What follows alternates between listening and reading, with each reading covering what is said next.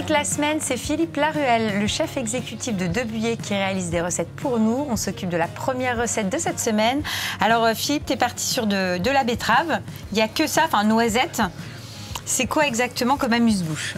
Alors, on va vraiment s'amuser autour de la betterave, qui est vraiment un produit de saison, qui n'est pas cher, mais qui peut être agrémenté et fait de façon originale. Et là, on va le faire en amuse-bouche, mais ça peut être une entrée complète ou en garniture d'un gibier. On est en pleine saison du gibier en ce moment. On peut y aller. Donc ça, on commence par quoi? Dis-moi. Alors, on va commencer par... On va faire la betterave en ravioles, en fait. Ok. On n'a pas besoin de faire de pâte à ravioles. On va servir de la betterave comme pâte. Donc, on va simplement prendre une betterave. D'accord. Donc ça, on est sur de la betterave cuite. Betterave cuite. Et donc je vais juste préparer ça et on va découper. Donc là, finalement, là, tu vas couper pour avoir ta base et ta raviole, tout simplement. Tout simplement. Je vais en couper un peu plus. Donc tu essayes quand même que ça soit... des jolis... on est là... Entre les deux, il faut que ça soit pas trop fin, mais pas trop épais non plus. Que ça se tienne quand même. Alors j'ai simplement mis un papier pour éviter de colorer rougir ta planche. Ma planche. Je vais prendre une plaque anti-adhésive. J'ai mis juste un tout petit peu d'huile de noisette. La noisette va très bien avec la betterave. S'accommoder avec la betterave.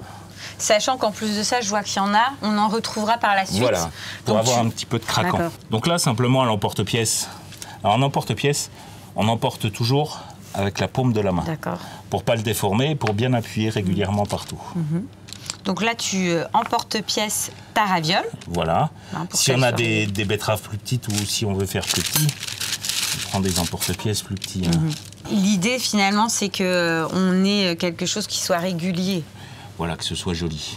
Et puis qu'on puisse avoir des tailles identiques. Et donc là, tu les mets sur ta plaque. Sur ma plaque, donc légèrement huilée à l'huile de noisette. Alors ça, c'est quelque chose qui pourrait être préparé bien longtemps en avance, qu'on réchauffe au dernier moment. Je peux la façonner et la réchauffer au dernier moment. Voilà, tout à fait, la garder au réfrigérateur un jour sans aucun problème. Ensuite, là, les autres rondelles, je vais simplement faire une petite brunoise. Donc là, l'idée, c'est de découper. Voilà, les hacher finement, ce sera... entre guillemets, notre farce. D'accord, voilà. Cette brunoise va remplacer la farce qu'on peut trouver dans une raviole. Donc là, en plus, on est sur une recette végétarienne. Végétarienne, oui. Même végane. Même végane, oui, tout à fait. On est dans l'air du temps, sur des produits basiques. Et donc ça, c'est quelque chose qu'on peut même imaginer en garniture avec... que tu me en entrée, en plat, en garniture de viande, en garniture... Parce que c'est assez original pour le coup. Alors là, on sera beaucoup moins vegan sur le coup, mais garniture de gibier. C'est sûr. Mais voilà, ça peut très bien s'accommoder sans aucun problème. Donc là, c'est bon. Hop. Tu la débarrasses dans ton cul de poule, voilà, cette dans petite mon cul de poule. Farce. Je vais simplement mettre un petit peu d'échalote ciselée. Donc c'est ce qui va permettre d'assaisonner aussi et de donner un petit peu de peps à ta farce. De peps à ma farce.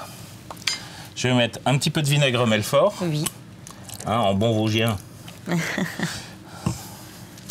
Et tu mélanges l'ensemble. D'accord.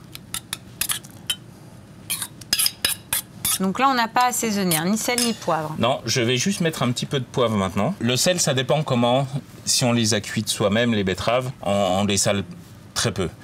Des fois, certains industriels ou certaines personnes, c'est aussi un moyen de conservation, vont plus les saler. Donc ça dépend de la betterave, comment on la connaît. Oui, tu la goûtes et puis en fonction de ça, tu ajustes ton assaisonnement. Donc là, juste un petit coup de moulin à poivre. Un petit coup de moulin à poivre. Donc là, on termine de garnir nos ravioles. Ensuite, on va mixer les parures pour accompagner et faire un petit coulis. C'est ça, Philippe? C'est ça. On va les mettre un peu au four parce que tu veux les servir tièdes. Tièdes.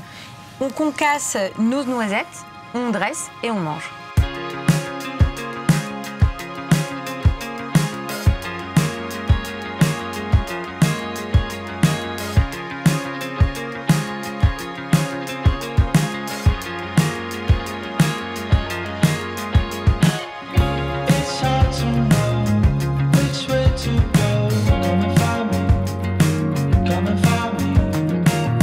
She's dressed for snow, you're winter cold.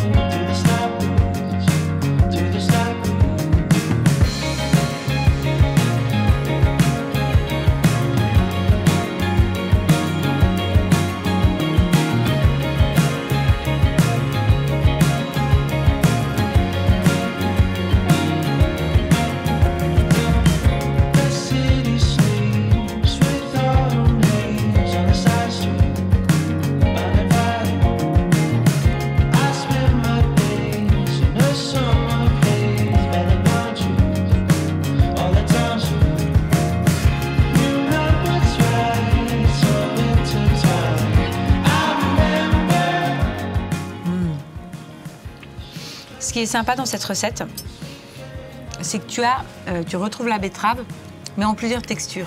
Et pour le goût, le fait d'avoir différentes textures, tu as aussi différents goûts avec l'assaisonnement. Donc c'est ça qui est très intéressant. On est vraiment sur quelque chose type un peu déclinaison d'un même produit. Et voilà. Ça, c'est les recettes perso que j'adore. C'est simple, c'est rapide, c'est facile. Ça fait le petit effet quand même, très sympa. Et c'est très bon. Donc voilà, belle première recette. Merci Valentine. Ensuite, qu'est-ce qu'on fait? On va faire des petites gambas juste saisies, avec un autre produit de saison, le chou-fleur, qu'on va manger cru également en semoule, avec une vinaigrette légère au curry.